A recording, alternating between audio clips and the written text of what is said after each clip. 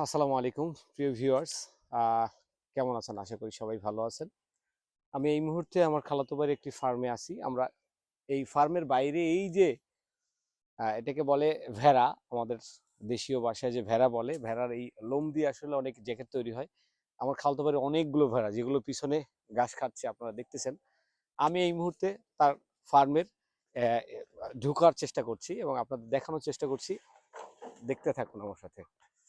আসলে একটি আদর্শ ফার্ম যদি বলা হয় এবং আদর্শ ফার্মের যদি নমুনা দেখতে চান, আমার মনে হয় আমাদের এই খালাতো ভাইয়ের এই ফার্মে যদি ভিজিট করতে আসেন, সেক্ষেত্রে আপনি ফুললি ফুল একটি আদর্শ এবং ফ্যান্টাস্টিক একটি সিচুয়েশন আপনার মাথার মধ্যে কাজ করবে এবং কাজ করে। এখানে দেখেন, এখানে আছে দেশি মুরগি, দেশি মুরগির কালেকশন এখানে আছে এবং এই যে হাঁস, চারদিকে হাঁস, জাম্বুরা, এবং এই পাশে দেখেন এই যে পিছনে ডালিম, বেদানা যেটাকে বলি আমাদের আসলে দেশীয় ডালিম, এবং এই যে কবুতরের পাল এই উপরে দেখেন। আমি যদি একটু ঝাঁপ দিই সেক্ষেত্রে উড়ে যাবে। তো আসলে এই যে একটা সৌন্দর্য, এই সৌন্দর্য আসলে খুঁজে পাওয়া যাবে না। আমরা এই মুহূর্তে দেখেন রাজাহাঁসের পালের মধ্যে নিজেকে জড়িয়ে নেওয়ার চেষ্টা করছি।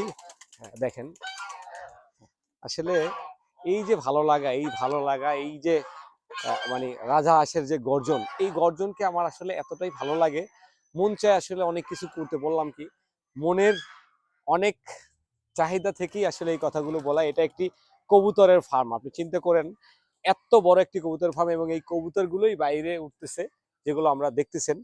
এগুলো এখানে অনেকগুলো অনেক ধরনের বিশেষ করে পশু পাখির পালন করে থাকে, এবং এখানে খরগোশেরও কিন্তু একটি অবস্থান আছে। আমরা একটা খরগোশ দেখেই কিন্তু এটা বুঝে নিয়েছি, কারণ আমি জানতাম না। দেখেন এখানে এই যে খরগোশ দেখা যাচ্ছে, দেখেন এই যে খরগোশ শুয়ে আছে।